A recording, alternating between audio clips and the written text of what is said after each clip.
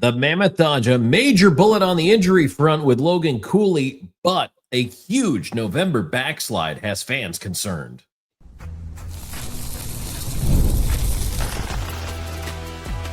You are Locked On Mammoth, your daily podcast on the Utah Mammoth, part of the Locked On Podcast Network, your team every day. Hello, everyone, and welcome in once again to Locked On Mammoth. I'm veteran NHL voice Tom Callahan, joined as always by longtime team analyst Robyn Leaño, and we are part of the Locked On Podcast Network, now the #1 sports podcast network. Well, today on the show, we're going to talk about Logan Cooley, his injury situation, and the update. It is better news than perhaps we thought, but we're not out of the woods yet. We'll explain all that.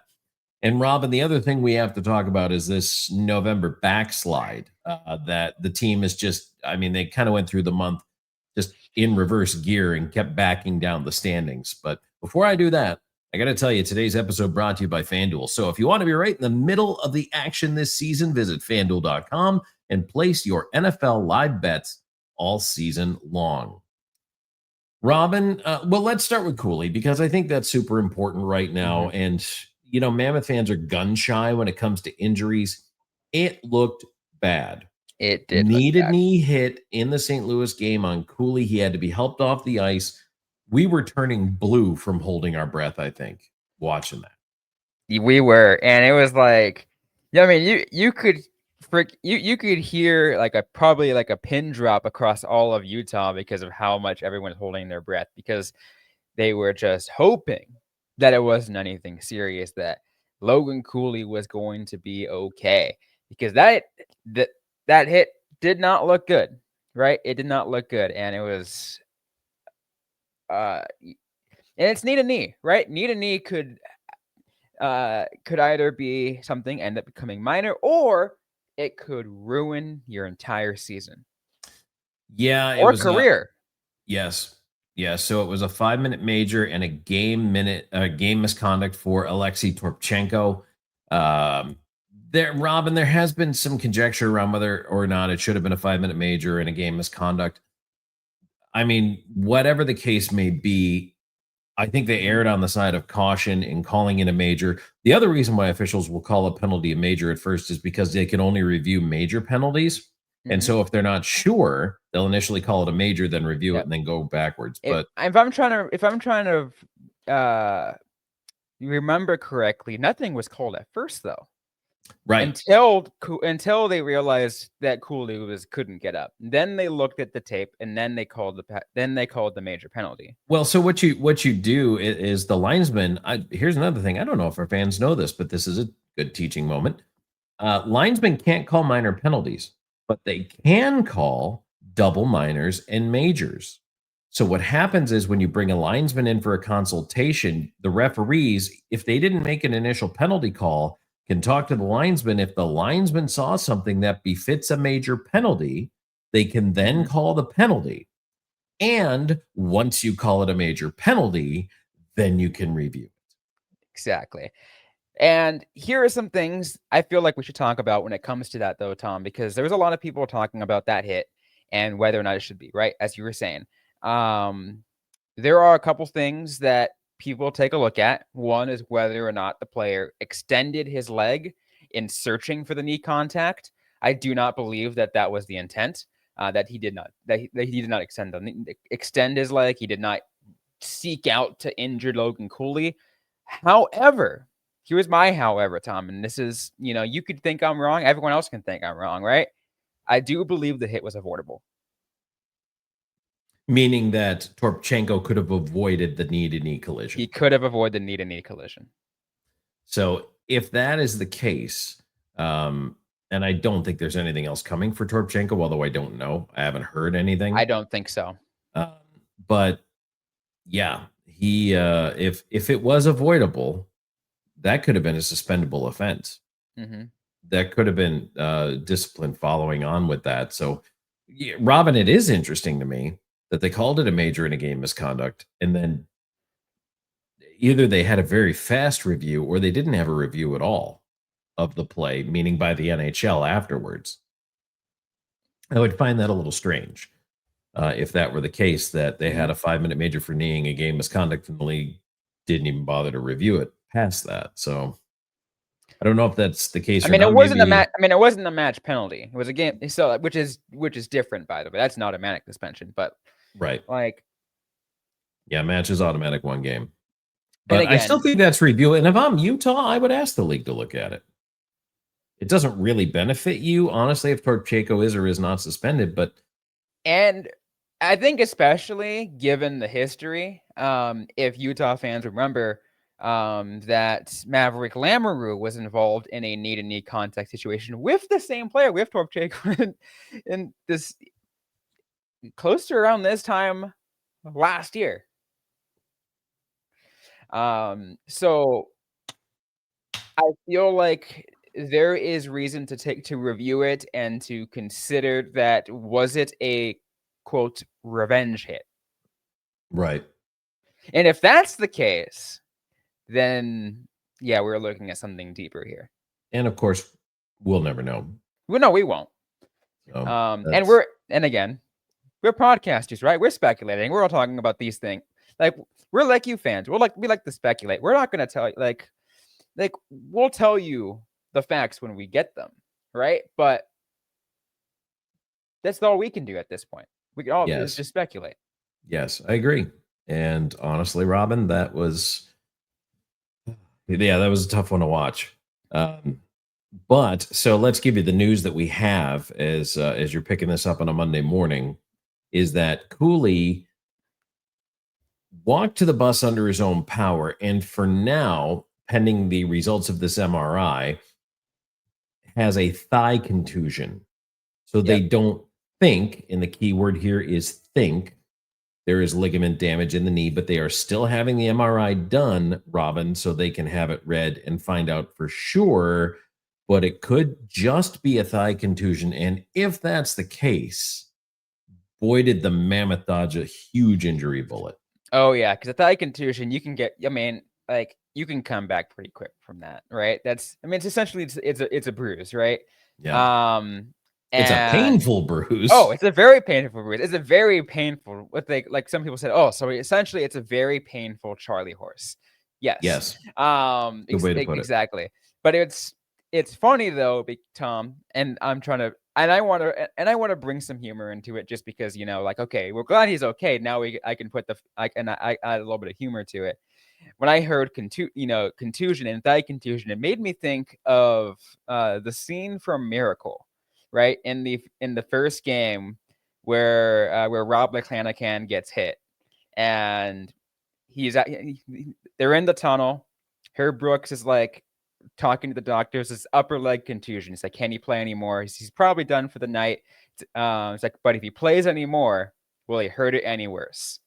He's like, no, it'll be extremely painful for him.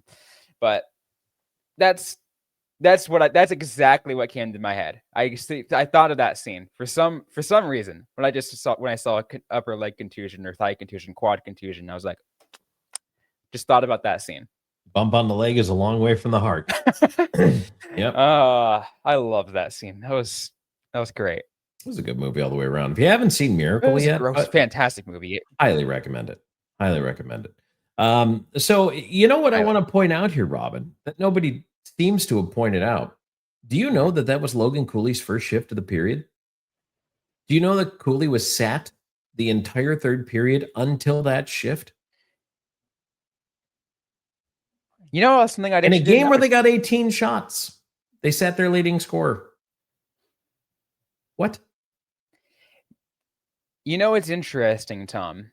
Maybe, and again, this is a conversation we had earlier in the week, right? Mm-hmm. We were talking about Logan Cooley, and his youth, and sometimes where he might try to chase the quote highlight reels, right? Maybe coaches were seeing that that's something that was happening, was going for an individual game rather than a team game, and they benched and they sat him for it for that first moment to kind of be like, all right, you gotta learn your lesson. You're gonna sit down for a little bit. I mean, I guess the third period of a 1-0 game, 6 minutes of sitting in the grand scheme of things is not huge. And I also don't think it had any correlation to the injury. No. But it is surprising because it's a 1-goal game and it is the third period. It's not the first. You didn't sit him for the first 10 minutes or the end of the second period. You sat him for the beginning of the third.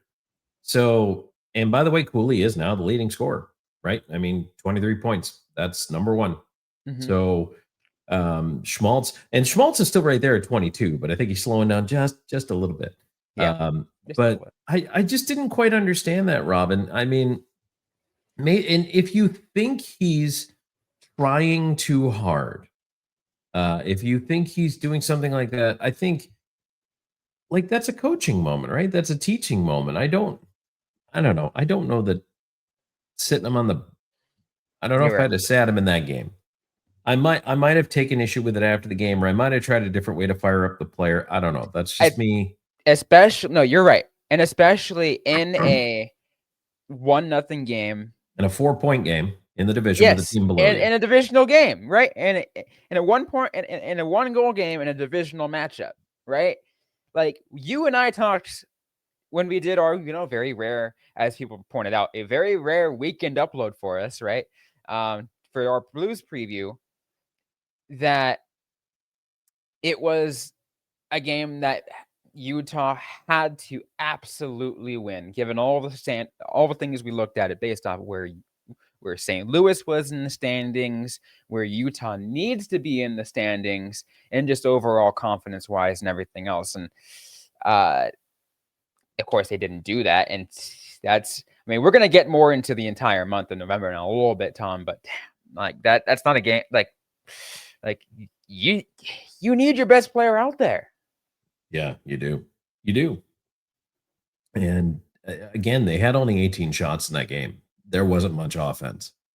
So, and I understand it's a back-to-back, but again, that's an excuse at this point. It was a game they had to have, and they did not have it. And super emotional game and a letdown game for someone like Clayton Keller, who's dealing with a lot. And I felt bad that for the second night in a row, they stuck microphones in his face and asked him about it after the game. What are you going to say? But yeah, that's a tough one. Again, that's one where you got to find a way to pick up your teammate. And it's certainly an emotional night. But Robyn, overall, when I look at the month of November, it's not good. It's been a slide. And I have some figures I'm going to present to you, the listeners, the viewers, and the Robyn Leaños of the world for your consideration. Let me know what you think.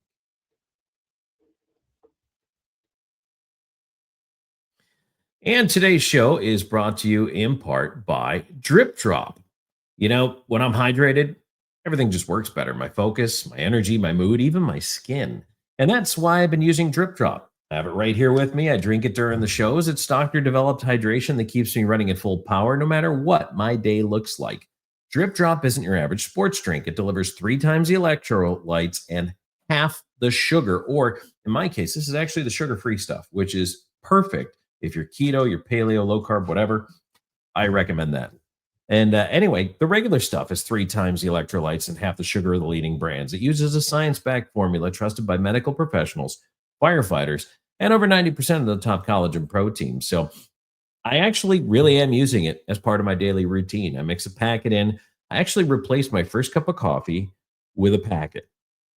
And it's actually pretty cool to feel the difference. I have enjoyed it. To have that first thing in the morning, give it a shot.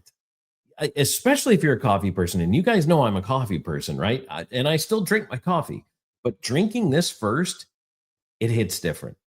You've got to try this. So, just give it a shot. Drip Drop helps me feel sharper, calmer. Honestly, I just feel better overall. So right now, Drip Drop is offering our podcast listeners and viewers 20% off your first order. Go to dripdrop.com and use our promo code LOCKEDONNHL. That's dripdrop.com, promo code LOCKEDONNHL for 20% off.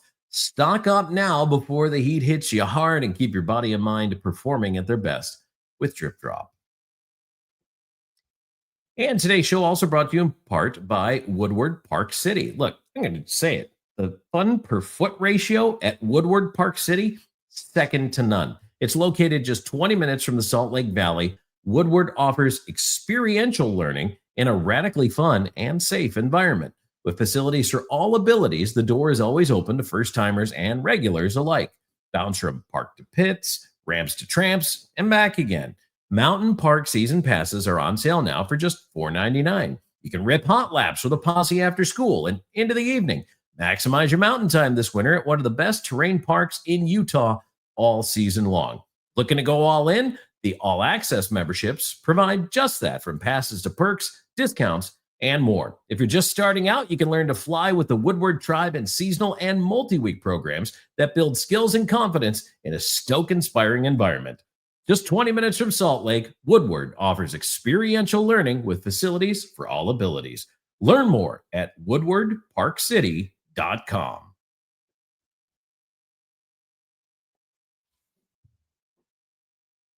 Okay, back here on Locked On Mammoth. Thanks for making us your first listen each and every single day when it comes to the Utah Mammoth hockey team. Tom Callahan, Robyn Leaño. We talked about Cooley, and I'm sure the comments are already flying on that one, and they have been on social media for a while. I talked about the benching. Robyn, the November slide, social media tide after they've lost these last 3 in a row has once again turned. That little 2-game win streak might have been a false positive for people, because the comments are stirring. And here's the difference, folks. Here's November. Ready? Coming into November, as of November 1st, the Utah Mammoth were 8-3, and they had a 7-game win streak in there. They had 16 points. They were third in the division, behind the Avalanche by 3 points for the number 1 spot. The Avs had 19 points. The difference in November makes they went 4-8-3. So they didn't even get points in half of their games. They only won 4 of those 15. 4-8-3. They now find themselves with a 12-11-3 mark. That's good for 27 points. The Avalanche, meanwhile, now mind you, they're having a heck of a year, but the Avalanche now have 42 points, and that is a 15-point gap that has opened up from a 3-point gap from the beginning to the end of November. So, Robyn, as we enter December, happy December, everybody. Robyn, those are the numbers I present for your consideration. The fur is flying again on social media. People are a bit cranky about it. Well, we've made suggestions in the past, you and I. What would you do right now? What can you do right now? I'm a loss for words, Tom. I really am, of how this month went. Because you put all those stats out there, but something that's sticking to me, something that keeps sticking to me, it's that I keep thinking in my head because everyone's talked about it, is having at this point in the season what I believe it was like a 14% power play effectiveness. Yeah. It is god freaking awful. Like, Tom, I like to comprehend the power play that bad. I like it's so to me, it's so bad. Like, can't he even convert on a 5-minute major when it meant that much? Yeah. Robyn, Like, starting the month of December, they're 13.7% on the power play. That is 31st out of 32 teams. Only Calgary is worse.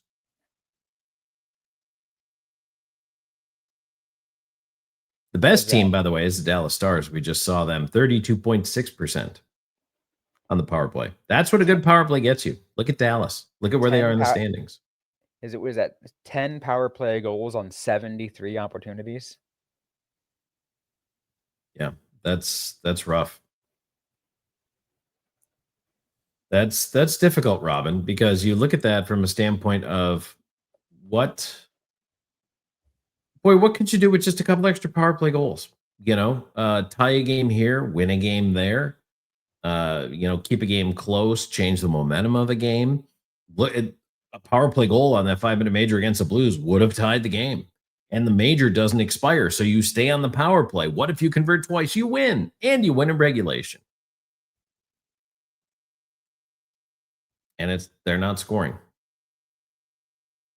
Robyn, they have the weapons. They do. And I think that's what makes it more frustrating, Tom. Because you see, like you see the players that are out there. Okay, yes, Cooley was out during that, of course, because he was the one that was injured. But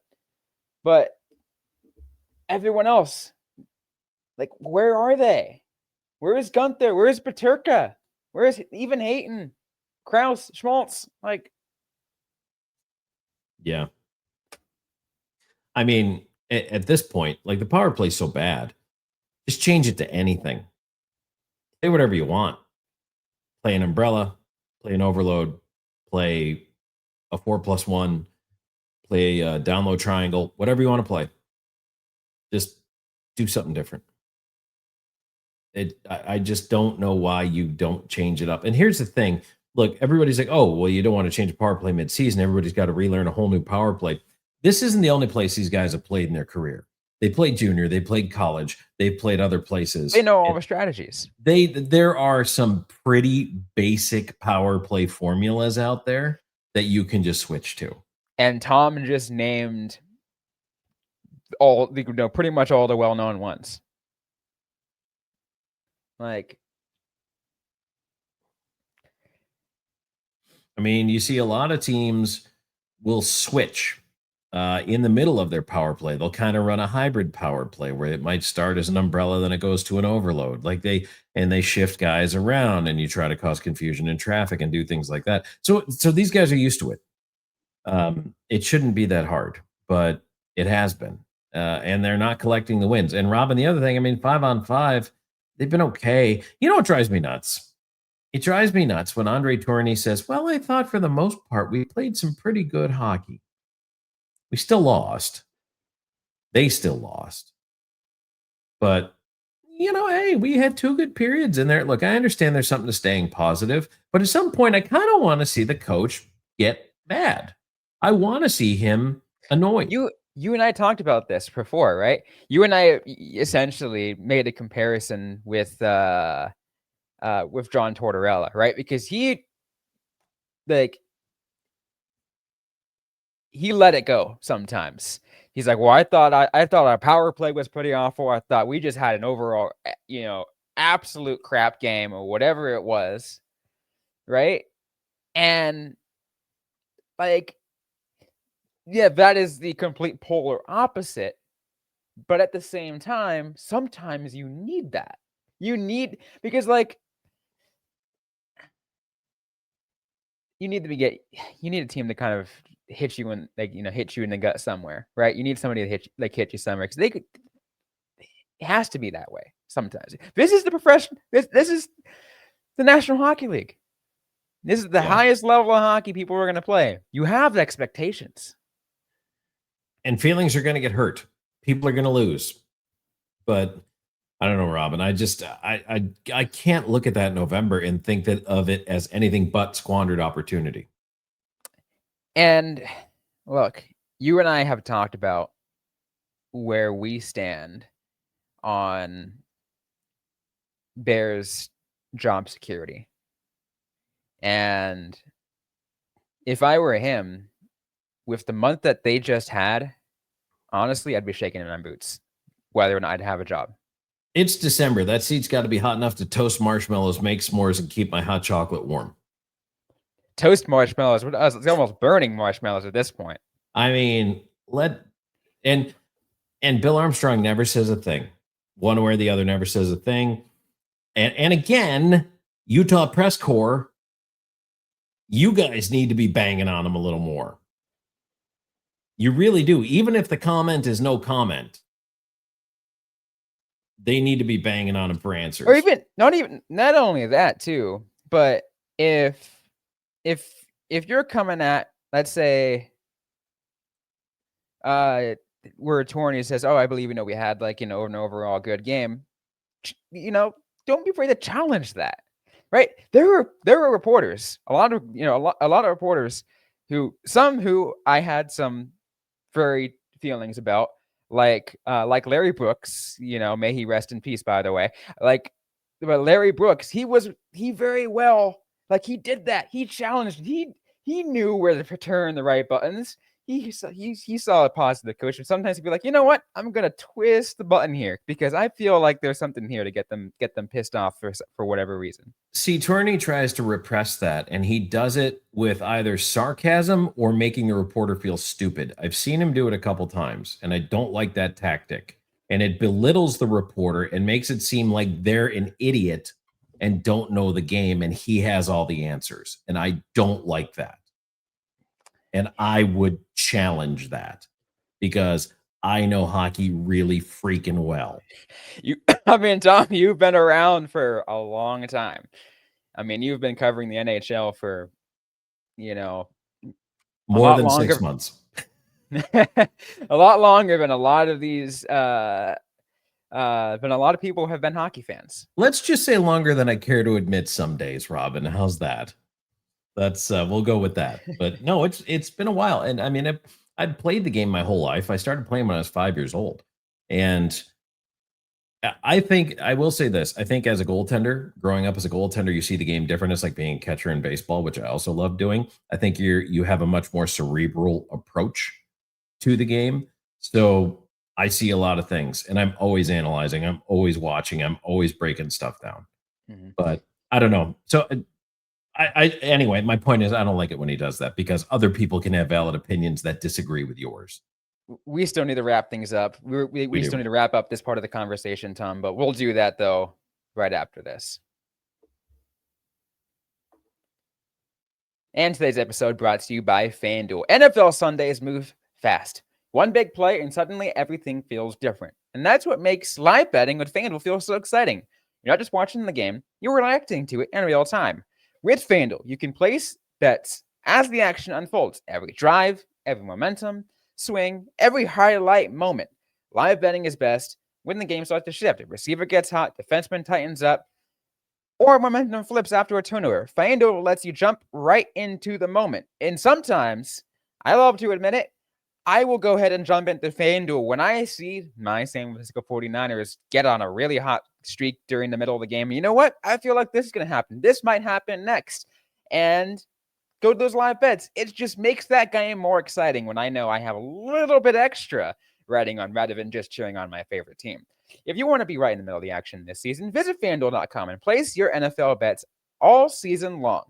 FanDuel, the game moves fast. So can you.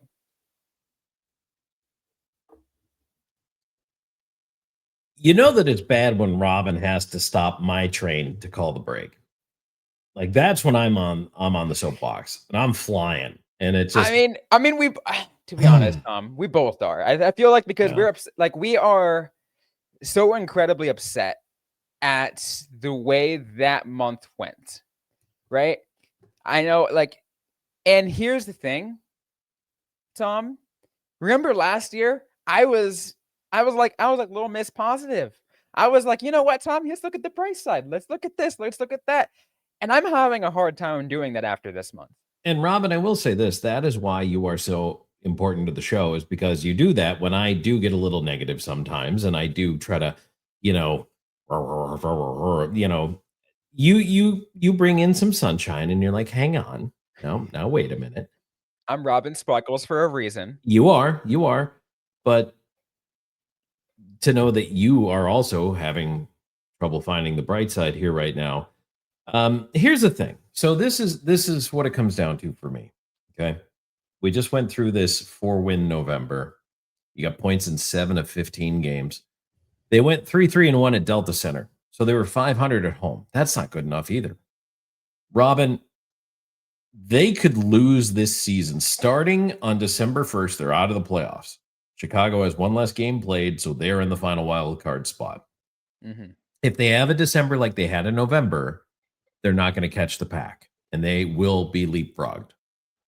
But that said, it is not too late. It is not too late to not only get into a wild card spot, but be higher up in the division standings. Robin, they can still do this, but December is critical. And I don't know how they believe that keeping the roster the same, the coaching staff the same, the game plan the same, the power play the same is going to change that. I don't see how that works.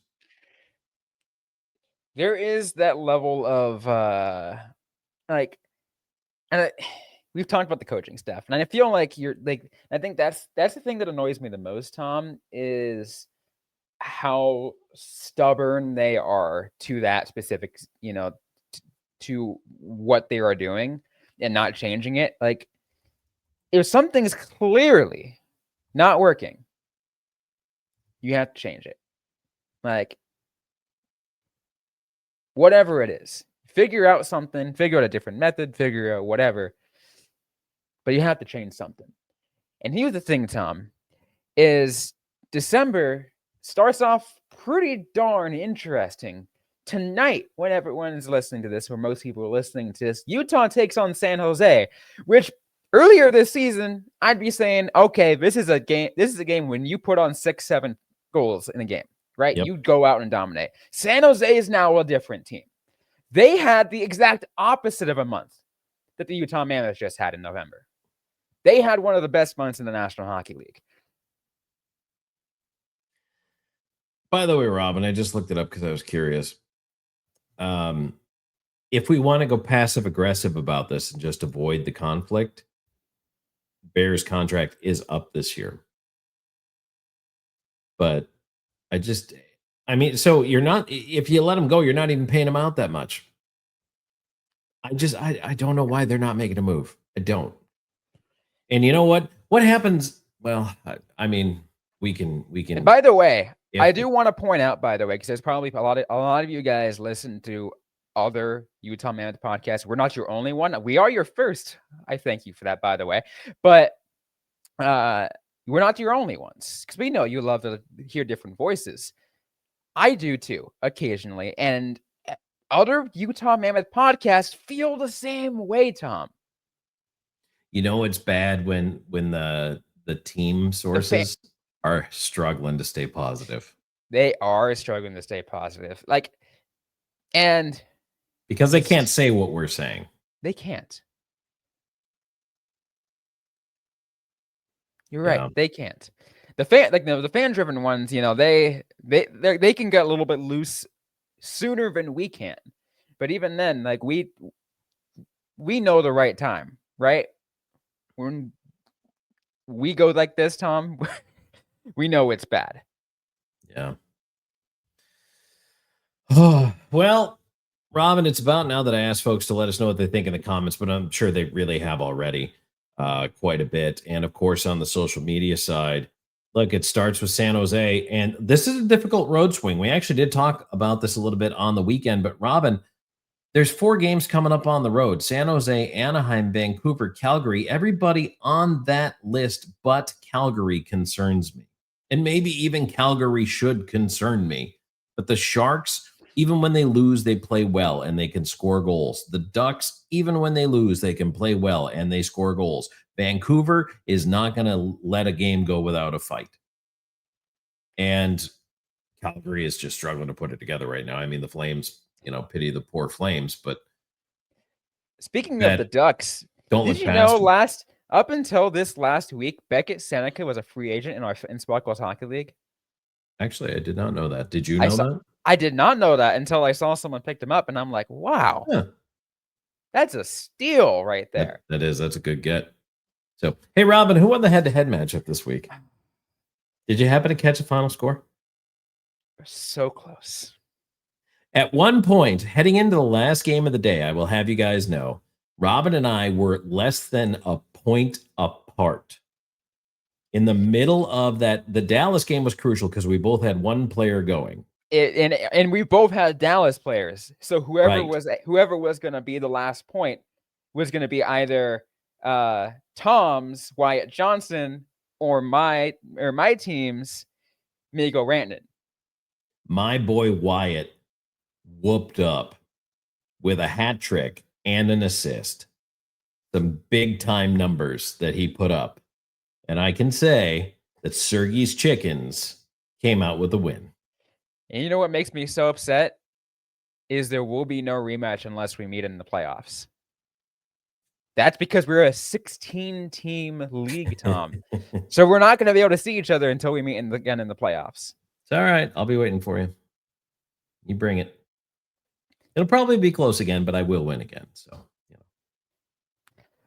I should be back in the win column because I'm coming up against Jesse, who I feel so bad for him at this point, but he's still the only team that is winless in Spark Girls Hockey League.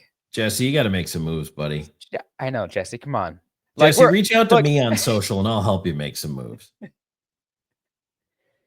I'll help you out with your team. I'll help you manage it. So, speaking of which, Robyn, if they do want to find us on social media, where can they find us? You can find us everywhere on social media. We're at Locked On Mammoth, primarily active over on Twitter. You can find me at Robyn_Leaño, Robyn with a Y _Leano.